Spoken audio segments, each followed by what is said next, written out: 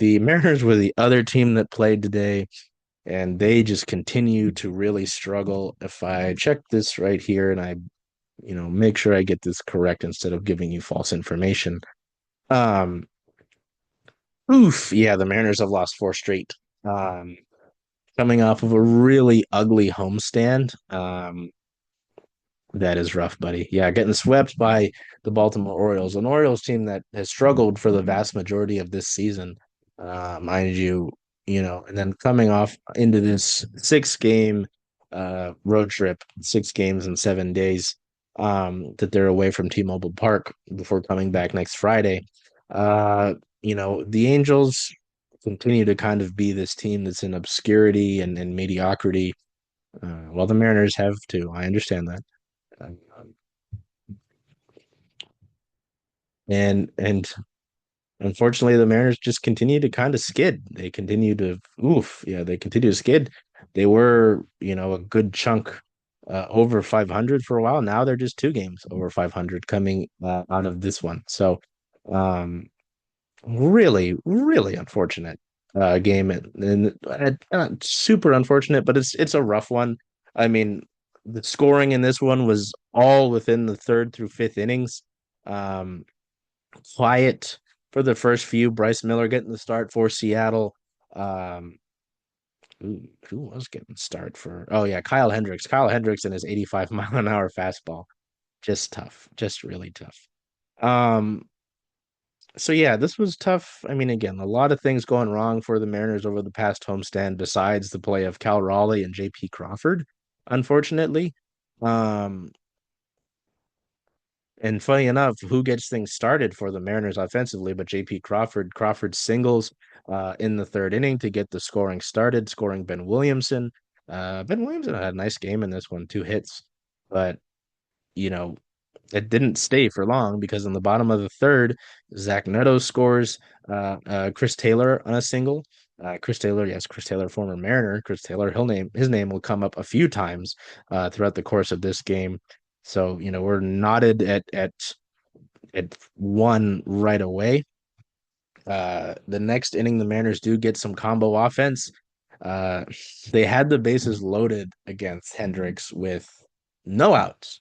And so Rowdy Tellez comes up, and I think, all right, we've got a key moment in the game here. You really struggled offensively for all of May, honestly.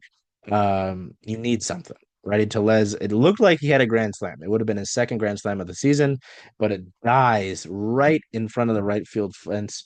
And it's a sac fly. That's fine. Not sexy offense. Get a run in. Not sexy offense continues as Lodi Taveras, who had actually swung the bat well with runners in scoring position so far this season. This was his 15th RBI with runners in scoring position. Grounds out, scores Cal Raleigh. So you get 2 runs with the bases loaded. That's not bad. Just really would have liked to get more, especially considering what happened in the bottom of the fourth. Uh, Bryce Miller had been cruising along pretty well, really until this point. He had gotten 2 outs in the fourth, and you think, okay, just get past Travis d'Arnaud. Travis d'Arnaud didn't have a lot of power. Uh, what happens? Travis d'Arnaud hits his second homer of the season on a fastball, 95-mile-an-hour fastball that's quite literally dead red, in the heart of the plate. Can't do that. It's a 2-run homer. It ties us, so we're going back and forth and trading jabs. Then again, we're continuing to do so in the fifth inning. Ben Williamson, second hit of the day, he hits a leadoff double, kind of a hustle double, really. He hits it to right center. Look like it could have been a single, but he really hustles out of the box, makes it to second base. Looked like Seattle was going to squander that opportunity, which they so often do. But Julio Rodriguez hits a triple, sorry, all the way to deep center field. Joe Adell tries to leap and make the catch, isn't able to do so against the wall. Julio makes it all the way to third. I believe Chris Negron, the third base coach, was waving him home initially, but saw the throw come in and he had him halt. So hey, maybe the extra run could have helped him. On a changeup, really on the outside of the zone, which is nice to see.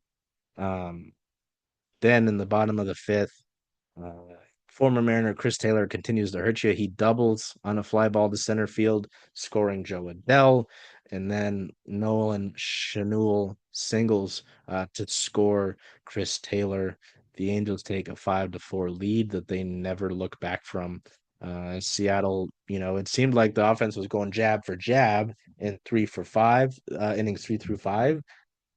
From there, it was nothing else. Bryce Miller, a tough one in this game. It looked like he was traveling along pretty well. The fastball just kind of started to die and have less life throughout the course of the game. And yeah, man. I mean, this is a tough one. The bullpen came in and held it down. I mean, Jackson Kowar came in. He's still spotless on the year with a 0 ERA, 1 inning of work. Edward Pizarro, 2 clean innings of work, 4 strikeouts. Um, just the other side of it, the Mariners offense couldn't do anything against the Angels bullpen. So just really ugly. A lot of ugly things you're seeing from your offense here. Really, once you go past your top 4 hitters, things get ugly. Randy struggled for a while now. He did have 2 walks in this one, which the Mariners have gotten away from the walks since the month of May, so that's nice to see. But really, over his last 30 games, um, yeah, last 30 games, things have been ugly. Hitting 211 over his last 30. He's hitting 158 over his last 15, and he's hitting 154 over his last 7. So really hope you can get right with Randy there. Um, Rowdy Tellez is still hitting 210. The first base position has obviously been a hole for the Mariners. Dylan Moore came in and pinch hit, and even Dylan Moore struggled since like May 11th. He's hitting 200, which is horrible. Leody Taveras hitting 208 in the season. Cole Young, you got to give Cole Young a little bit of grace, and I know we really can't afford to give grace to anybody, but Cole Young's coming up as on whether it's meant or not has been kind of seen as a savior. They hit the emergency button. Have called up Ben Williamson and Cole Young. You can hit the emergency button again and and call up Harry Ford, but I don't know how much that really will help you. Um, so Ben Williamson's played well. I mean, he's hitting 252, 2 hits in this one, 2 runs, and then so yeah, that's the Mariners. I mean, just more depressing to talk about if we really go into it deeper, because then you ask the question, even though he didn't do much in this one, what does this Mariners team look like without Cal Raleigh? If you want to have nightmares, then think about it that way. Uh, but I imagine you folks don't want to do that, so we're not going to do that. Hey, Charles. Hey, Jen. Hey, how about those M's? Oh, I'm excited. I know. Where are you going to watch all those away games, though? Away games. Huh. I was thinking of coming here since, after all, Rough and Tumble is the home of Circling Seattle Sports. I love that idea. Hope to see y'all here.